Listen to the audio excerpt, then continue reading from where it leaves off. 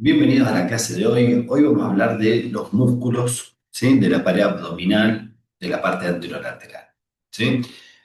Vamos a hablar un poquito de cuáles son los músculos, ¿sí? Que vamos a observar. Va a ser muy importante destacar lo que es el arco de Douglas, la línea blanca o línea alba, ¿sí? Acuérdense que es esta que viene acá, si bien sagital, ¿sí? Ahí donde está el ombligo. Y vamos a ir destacando las características de cada uno de los músculos. Muy bien, ¿cómo lo vamos a dividir en los músculos? ¿Sí? Los rectos abdominales, fíjense que son está representado acá por esta línea negra. ¿Sí? El piramidal, fíjense que es un músculo inconstante, ¿sí? Que vamos a tener en esa parte baja. Vamos a ver después, fíjense por qué se llama transverso, ¿sí? Va a ir en posición transversal. El oblicuo menor lo van a ver oblicuo hacia arriba y el oblicuo mayor lo van a ver oblicuo, pero hacia abajo. ¿Sí? Entonces vamos a ir describiendo cada uno de ellos. Muy bien. En esta imagen podemos observar, ¿sí? Los rectos abdominales. Fíjense que se va a estar insertando en el quinto, sexto, séptimo cartílago costal y el apéndice sifoides, y desde ahí va a ir descendiendo para terminar en lo que es la sínfisis pubiana, ven, en lo que es, ¿sí? Lo que es el pubis, ¿no? ¿Qué pasa? Primero que es un músculo poligástrico, ¿sí? Fíjense estas intersecciones tendinosas, ¿sí? Estas líneas blancas que ven acá, ¿sí? Y tiene varios vientres.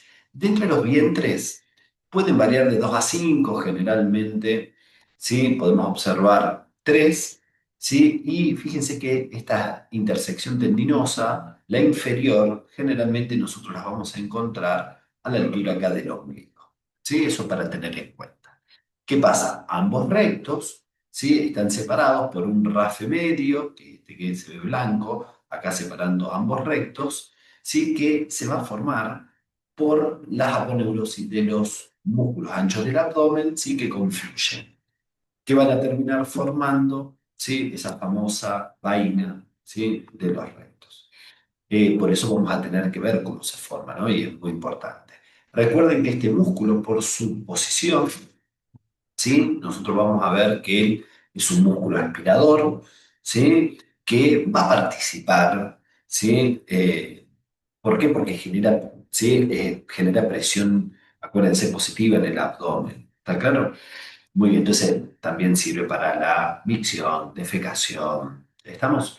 Muy bien, vómito, ¿sí? Otra de las cosas. ¿Qué pasa? Eh, Cuando uno ve este músculo, ¿sí? Nosotros decimos que es muy importante la relación que tiene con las aponeurosis, ¿sí?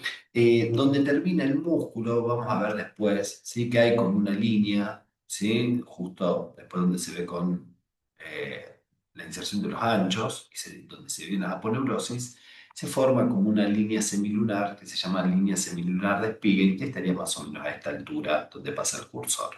Y la línea blanca, ¿sí? O línea alba es la del medio que encontramos.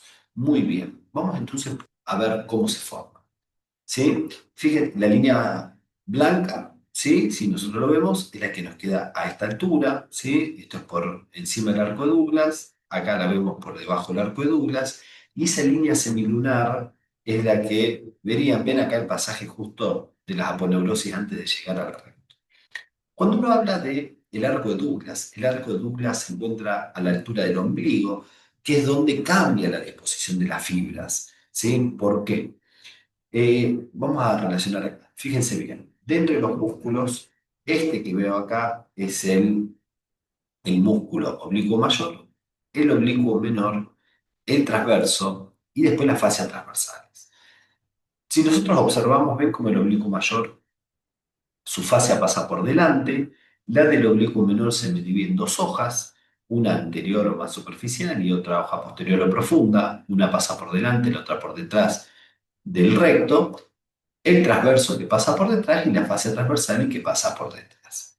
Lo que pasa es que a la altura del arco de Douglas cambia esa disposición de las fibras y entonces ustedes vayan a la imagen inferior, observan cómo la fascia de los tres músculos pasa por delante del recto, quedando solamente por detrás, ¿sí? La fascia transversales. ¿Sí? Así es como se termina formando lo que va a ser la línea blanco-línea alba. Y esta es la disposición que tienen los rectos con respecto a las aponeurosis.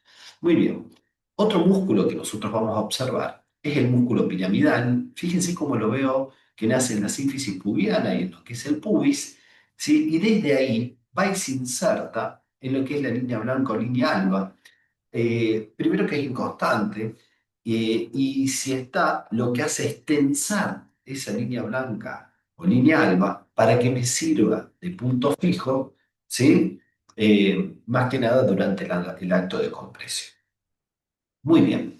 Entonces vamos a observar el músculo transverso. Fíjense la disposición transversal de las fibras, ¿sí? Y en su origen, fíjense cómo se está insertando en las últimas, ¿sí? Seis costillas, ¿sí? O cartílagos costales.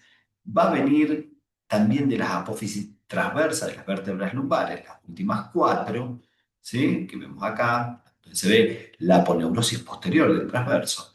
Después se observa, ¿sí? Que se va a insertar en lo que es la cresta ilíaca en los dos tercios anteriores y después en un tercio externo del arco femoral. ¿Qué hacen estas fibras? Fíjense cómo se dirigen transversalmente, ¿sí? Para terminar a través de su aponeurosis anterior en la línea blanca o línea alba, ¿sí? Vamos a ver que también hay fibras inferiores, ¿sí? Las que descienden. Y bueno, acá lo va a hacer junto con el transverso, con el oblicuo menor, ¿sí? Es decir, las fibras inferiores del transverso y el oblicuo menor van a formar el tendón conjunto y otro músculo que pueden formar es el músculo cremaster, que es el que genera el reflejo cremasteriano, es decir, el que ante una agresión frío asciende los testículos, ¿sí? Este músculo, por su disposición, genera presión positiva, ¿sí? Comprime el abdomen, por lo tanto es expiratorio, actúa en la micción, defecación, parto, ¿sí? Puede servir también para lo que es el vómito. Muy bien. Ahora si nosotros observamos, este es nuestro oblicuo menor. El oblicuo menor, fíjense cómo nace. Primero que es oblicuo hacia arriba, ¿no? Sí, hacia arriba y hacia adentro. Cuando nosotros lo observamos, nacería de la apófisis transversa, ¿sí? De lo que sería la quinta lumbar, la cresta ilíaca, ¿sí? Y lo que va a ser un poquitito, un tercio, en el arco femoral. De ahí las fibras se dirigen, ¿sí? A los últimos cuatro cartílagos costales, a la línea blanca, línea alba. Recuerden que por encima del arco de Douglas se dividía en dos hojas, una anterior, otra posterior, superficial y profunda, pasando por delante y por detrás del recto, y por debajo del arco de Douglas no se divide y pasa directamente, ¿sí? Por delante del recto, ¿sí? Acuérdense que las fibras inferiores del oblicuo menor y el transverso podían formar el tendón conjunto, que es un refuerzo del trayecto inguinal, y también van a formar el músculo cremaster, que es ese que ven que desciende hacia las bolsas testiculares.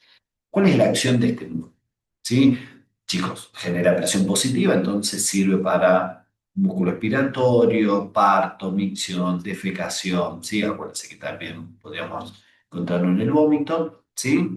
Lo que hace es rotar el tórax, ¿sí? Y rota el tórax y lleva la cara anterior hacia el mismo lado, ¿sí? Ahora, si yo tomo punto fijo en el tórax, va a llevar la pelvis hacia arriba y hacia adelante, ¿sí? Muy bien. Ahora, si nosotros vemos el oblicuo mayor, ven como las fibras son, sí, oblicuas hacia abajo, ¿sí? Este se va a insertar en las últimas 7 o 8 costillas y de ahí, ¿sí? Va a descender dirigiéndose. Por un lado, ¿sí? Nosotros lo vamos a ver que va a lo que va a ser la línea blanca o línea alba, ya sea por debajo o por arriba del arco de Douglas, siempre terminaba su aponeurosis pasando por delante del recto, ¿sí? Eso hay que recordarlo.